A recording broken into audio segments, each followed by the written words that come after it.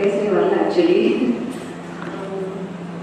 இந்த 3 months-ஆவே வந்து இன்பர்சன் கிளாஸ்லாம் வரணும்னு நான் வந்து ரொம்ப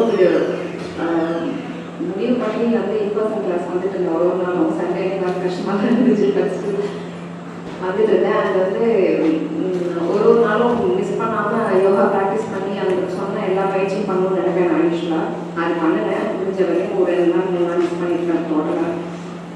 இனிமேவும் தொடர்ந்து டச் இருக்கணும்னு நினைக்கிறேன். குரு கூட இருப்பேன்.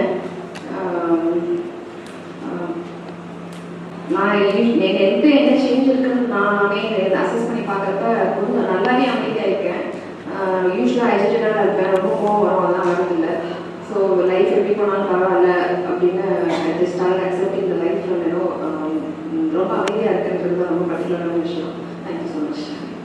இந்த தடவை கண்டிப்பாக எப்படியாவது போயிடான்னு தூங்கவே இல்லை. இன்னொரு விஷயம், நான் எங்கே போனாலும் எப்போதும் என் ஃபேமிலியை நினச்சிக்கிட்டே இருப்பேன். நான் வேலையில் இருந்தால் கூட சரி, பசங்களுக்கு இன்னும் பாடம் நடத்திட்டே இருப்பேன். ஆனால் உள்ளுக்குள்ளே என்னோட ரிலேஷன் பற்றி ஏதாவது நினச்சிட்டு இருப்பேன். சின்ன பொண்ணு என்ன பண்ணுறது, பெரிய பொண்ணு என்ன. இன்னைக்கு முழுக்க முழுக்க நான் யாரையுமே நினைக்கலைங்க. அந்த நினைப்பே எனக்கு வரலை. அந்த அளவுக்கு இந்த மௌனத்தினோட தான். மௌனம்னு இருந்தாலே பெரும்பாலும் மன ஓட்டங்கள் அதிகரிச்சுட்டே இருக்கும், ஏதாவது ஒன்று போய்கிட்டே இருக்கும். ஆனால் இன்னைக்கு அந்த எண்ண ஓட்டங்களே இல்லாமல் முழுக்க முழுக்க இந்த மௌன தவத்தில் என்னால் கலந்துக்க முடிஞ்சது. ரொம்ப சந்தோஷமாக இருக்குது. இன்னொன்று, நான் வீட்டில் செஞ்சுக்கிட்டே இருப்பேன்.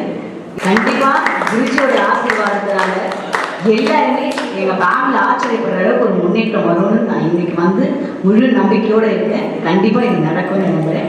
உங்களுடைய பிரார்த்தனையோடு இது நடக்கும்னு நான் வேண்டிக்கிறேன். வாழ்க வளமுடன். குரு வாழ்க.